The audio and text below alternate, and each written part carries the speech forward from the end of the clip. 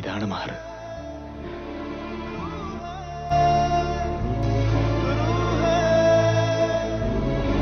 എനിക്ക് ഒരുപാട് സന്തോഷമുള്ളൊരു ദിവസമാണ് മുത്തുമണീസ്. സത്യം പറഞ്ഞാൽ 3 വർഷമായിട്ട് എൻ്റെ മനസ്സ് എൻ്റെ കയ്യിലേ ഇല്ലായിരുന്നു. നമ്മുടെ ജീവിതത്തിൽ നമുക്ക് പ്രിയപ്പെട്ടതായ കുറച്ച് ആൾക്കാരും കാണും, ഏതെങ്കിലും ഒരു വസ്തുവും ചിലപ്പോൾ പ്രിയപ്പെട്ടതായി ഉണ്ടായിരിക്കും.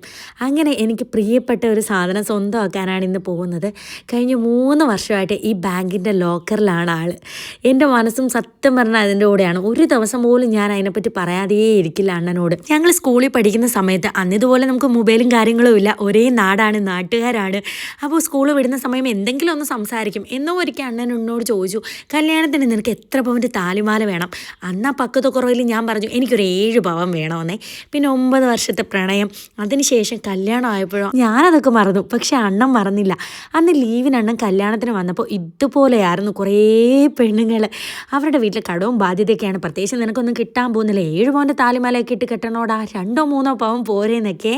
സത്യം പറഞ്ഞാൽ അതേ മനോഭാവത്തോടു കൂടി തന്നെ കല്യാണത്തിന് ശേഷം എന്നോട് മിണ്ടാനും എന്തെങ്കിലുമൊക്കെ പരിപാടിക്കൊന്ന് ചിരിക്കാനൊക്കെ മടി കാണിച്ച കുറേ പേരുണ്ട്. അന്നൊക്കെ രാത്രി ഞാനിരുന്ന് കരഞ്ഞുകൊണ്ട് പറയും, പഠിച്ചോൻ എന്താ എന്നെ മാത്രം ഇഷ്ടമല്ലാത്തതെന്നേ. 3 വർഷങ്ങൾക്ക് മുമ്പ് ഞങ്ങൾ കാറ് മേടിച്ചു.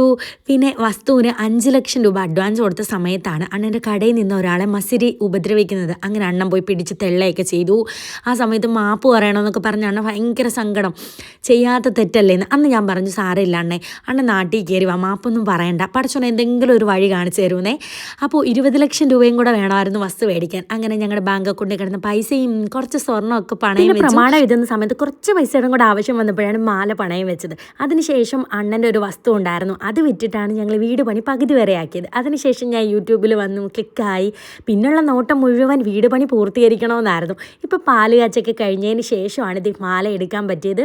അതങ്ങനെ നെഞ്ചത്തോട് ചേർന്ന് കിടക്കുമ്പോൾ വല്ലാത്തൊരു സന്തോഷമാണ്. നമ്മളിഷ്ടമല്ലാത്തൊരു നമ്മുടെ കുറ്റം കണ്ടുപിടിക്കാൻ പുറകെ നടക്കുമ്പോൾ നമ്മളെപ്പറ്റി ചിന്തിച്ച് ഓരോ ചുവടും മുമ്പോട്ട് വെക്കണം.